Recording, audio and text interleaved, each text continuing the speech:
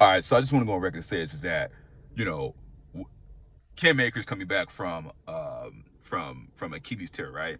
Achilles tendon. Yes, hey, kudos to the surgery team, kudos to the rehab team, and all that shit. Okay, but the truth of the matter is that these professional athletes are taking said compounds, particularly BPC 157, which is Wolverine peptide. It helps restore torn soft tissue muscles, tendons, ligaments, helps with healing the flesh over the bone, whatnot, etc., etc. In fact, whenever I had my surgery on my foot this past June, I actually took BPC 157 for 2 months, and within a week I knew, my limp was gone. It was about a month and a half into about 2 months after my surgery. I was still in the boot and whatnot.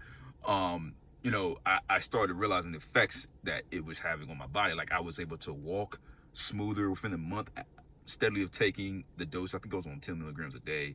It was all self-prescribed anyway. There was tremendous amounts of improvement.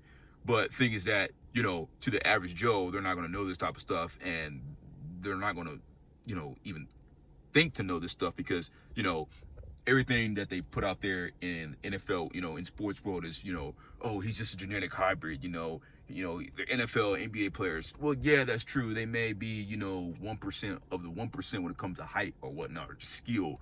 But, you know, performance enhancing does a lot. And the thing that a lot of people don't realize is that, you know, there's a lot of good things that come out of said compounds, in which, you don't hear about over the counter, you don't see, because truth of the matter is, if more and more people got their hands on this stuff, you would be taking money from big pharma, and big pharma doesn't want to have that going down. So that's why, when you see these articles, it's particularly Cam Akers. Again, I'm just talking about Cam Akers particularly.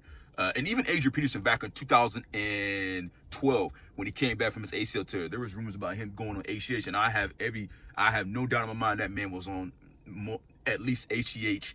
He was definitely shooting up, because you don't come back from that type of tear and pretty much almost break Eric Dixon's rushing yard record of 2,105 rushing yards. He had 2,097, so he fell like 8 yards shy of tying it and 9 yards shy of breaking it. But nevertheless, that dude was on some shit. He was on the juice. He was on everything unimaginable, because there's just no way you do that type of shit. But point of the matter is, guys, that there's more to these athletes just being genetic hybrids. Okay, kudos to Cam Akers. Cam Akers is going to be, it's going to be great to have him in the backfield with Shonny Michel, and the other brother, I can't remember his name, that running back they got. Kudos to him. But yeah, I just want to go on a little rant, guys. I'm out.